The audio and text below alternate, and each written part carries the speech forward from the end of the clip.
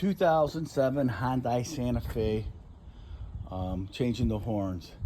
There's 6 of these, and if that strips out, heat up the Phillips and stick it in there, let it cool, and it'll come right out. 1, 2, 3, 4, 5, 6.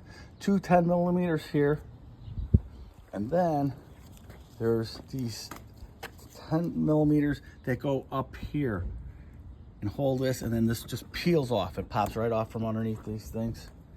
Pull them out from underneath the lights. Your horn is going to be here, screwed up here and here, and this took a whole 2 minutes. It's probably easier to change your lights by pulling the bumper off.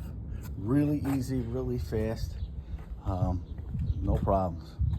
Put it together the same way.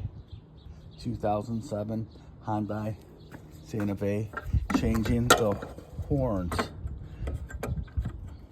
right there.